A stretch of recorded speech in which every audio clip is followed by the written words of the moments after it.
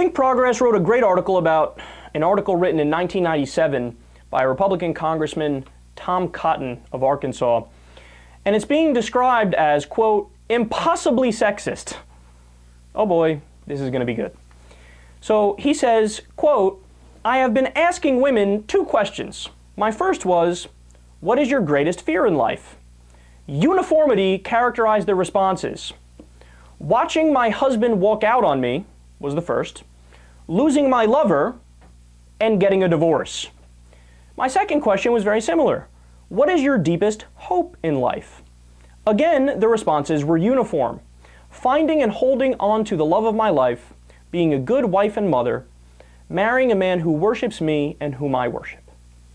Really, my sample is admittedly small and perhaps unrepresentative.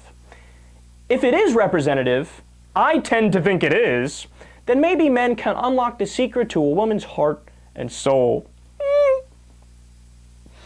He then goes on in his column to push for what's called a covenant marriage, which is a marriage that signs away the possibility of a no-fault divorce.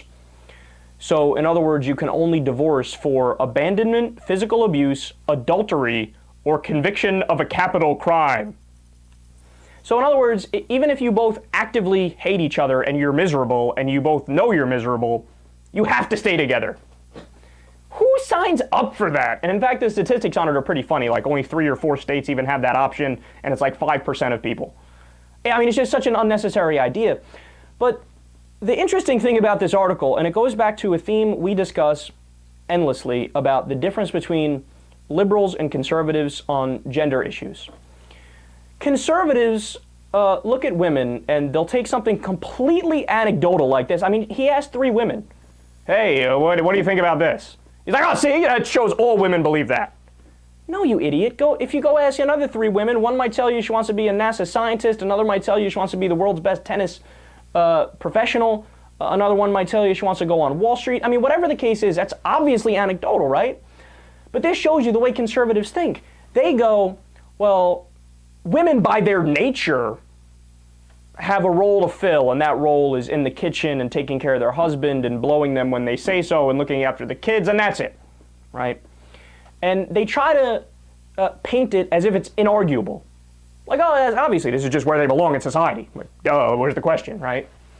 Whereas liberals, we say, hey, look, if a woman chooses to do those things, if she wants to, be a homemaker for the most part and have those responsibilities, and nobody's poo-pooing that and saying it's not easy. It's a very hard thing to do, right? But okay, so that's fine. We're not judging you. We're not saying you can't do that. We're not coming to mandate you get out of bed and go to an actual job where you get a paycheck and things like that. No. What liberals say is you can do that if you want, but also you should have the equal opportunity to go out and do the same things that a man would do within society. So I want you to have the choice, and I'm not going to prejudge you and make a blanket, broad generalization of that this is what a woman's role is.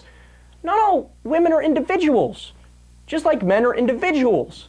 If some want to go out and work and do this or that, and some want to stay home, okay, none of it's my business, and I'm not going to say that something inherent in your biological code has deemed you live the life of X, and that's it.